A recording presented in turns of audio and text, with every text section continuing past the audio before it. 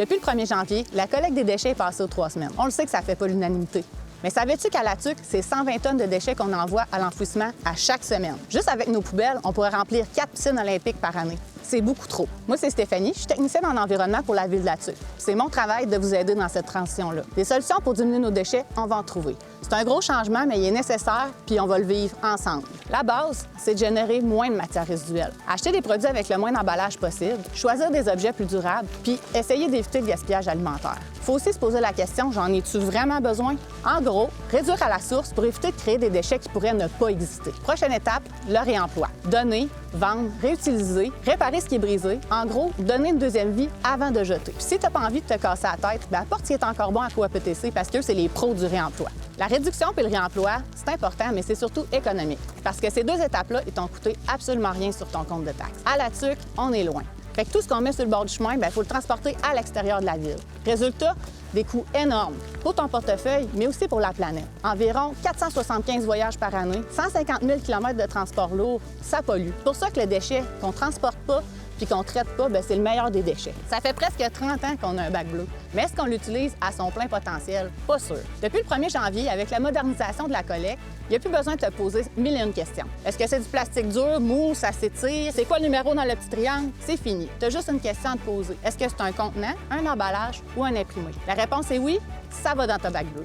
Ça veut dire qu'avec tout ce que tu mettais aux poubelles puis qui va maintenant à récup, ton bac bleu, il devrait être très bien rempli. Il y en a qui l'attendaient depuis longtemps, d'autres qui veulent le dans le bac bleu pour plus le voir. Le bac brun, on a besoin de l'apprivoiser, puis c'est normal. La bonne nouvelle, c'est que tu peux mettre la moitié de tout ce que tu mets dans ton bac vert dans ton bac brun, qui est ramassé à toutes les semaines, presque toute l'année.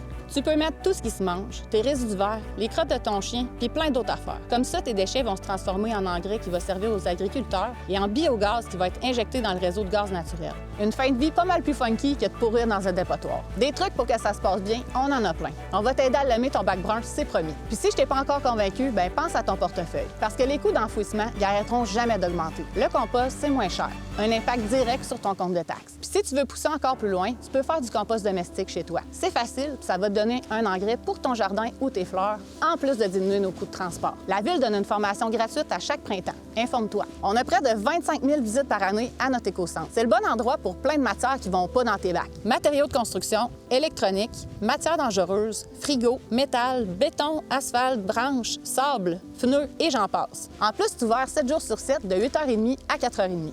L'an passé, on a ramassé 727 appareils réfrigérants, une demi-tonne de piles, 14 tonnes de gallons de peinture, 22 tonnes de matériel informatique, plus de 8000 fluorescents et 8000 litres d'huile usée. En apportant tout ça à l'éco-centre, tu t'assures que ça soit traité de la bonne façon. Puis ça, c'est important, surtout pour les matières dangereuses ou pour celles qui peuvent avoir une deuxième vie. Finalement, si ça va pas dans le bleu, dans le brun ou à l'éco-centre, la dernière option, c'est ton bac vert.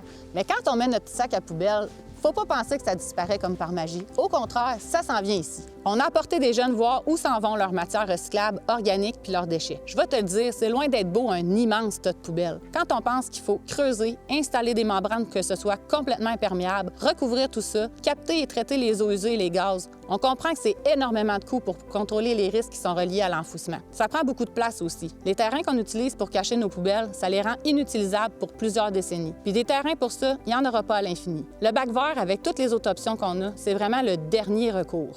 Pour t'aider à mieux trier, le meilleur truc qu'on peut te donner, c'est télécharger l'application Ça va où. Avec ça, tu vas devenir le pro du bac. Là-dessus, il y a tout ce que tu peux vouloir te débarrasser, de ta canne de bine jusqu'à ta vieille carabine. Puis en terminant, c'est important de bien trier, mais c'est aussi important de placer ton bac dans le bon sens, les roues par chez vous, puis de ne pas le remplir de sable quand tu balayes ton entrée au printemps. Ces mauvaises pratiques-là, puis d'autres aussi, ça a des incidences sur les opérations de collecte et donc sur ton portefeuille, puis ça, tu veux pas ça. Pour tout savoir, visite le latuc.ca ou appelle InfoService. On va se faire un plaisir de t'aider. Parce qu'ensemble, on peut vraiment faire une différence, puis ce sera pas si compliqué que ça.